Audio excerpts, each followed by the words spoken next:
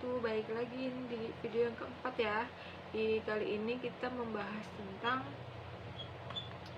bagaimana peluang ekonomi Badan Usaha Milik Desa atau BUMDes, serta berikan contoh. Masa nanti ini itu ya.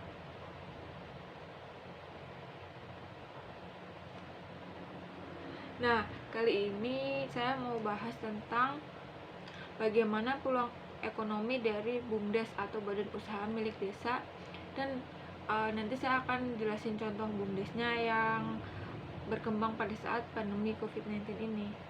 Nah, kita tahu kan ya kalau BUMDes itu Badan Usaha Milik Desa. Jadi itu usahanya yang ada, potensi yang ada di desa tersebut, baik biasanya kan ada hasil alam atau kekayaan alam kayak pemandangan, atau itu bisa jadi itu dibuat usaha oleh desa gitu. Nah, di sini dana desa tersebut bisa digunakan untuk badan usaha milik desa. Nah, ini juga perlu bantuan dari pihak swasta itu untuk permodalan juga agar bisa berkembang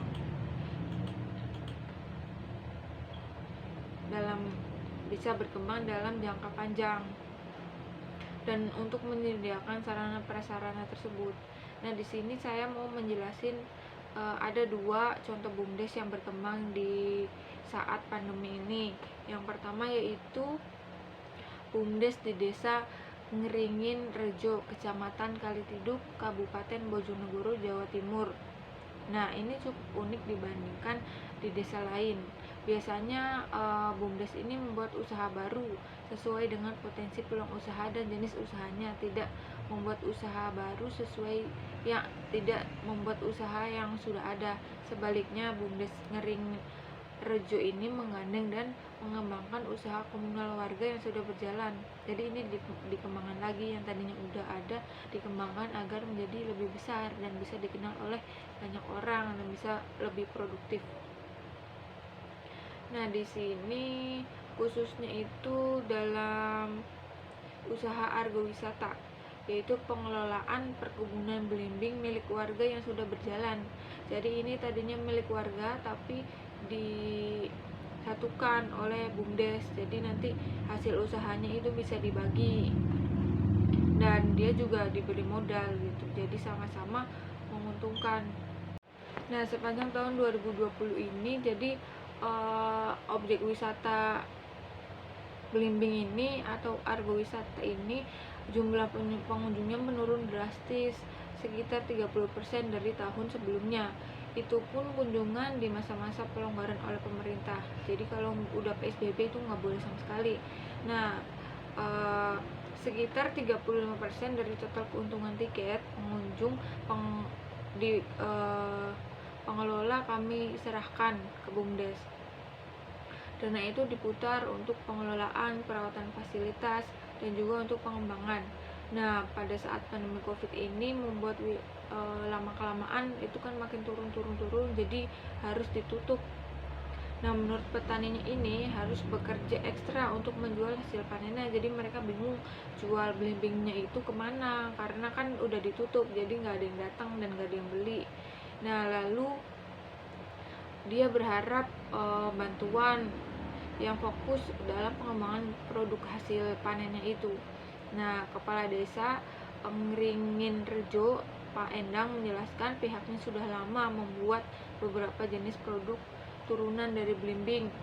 Nah, seperti sirup dan dodol. Jadi selama pandemi ini hasil belimbingnya itu dibikin sirup dan dodol, walaupun ya memang tidak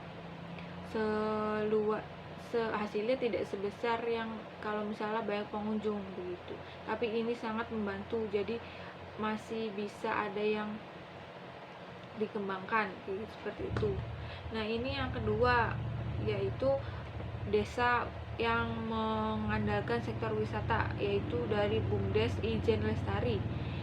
Nah, ini juga BUMDes ini sangat terpukul dengan adanya pandemi, karena dalam sektor wisata kan saat pandemi ini banyaknya ditutup, jadi mereka banyak yang rugi. Nah, bermacam-macam inovasi juga dilakukan adaptasinya, yaitu untuk mematuhi protokol kesehatan dan bermacam-macam inovasi digital.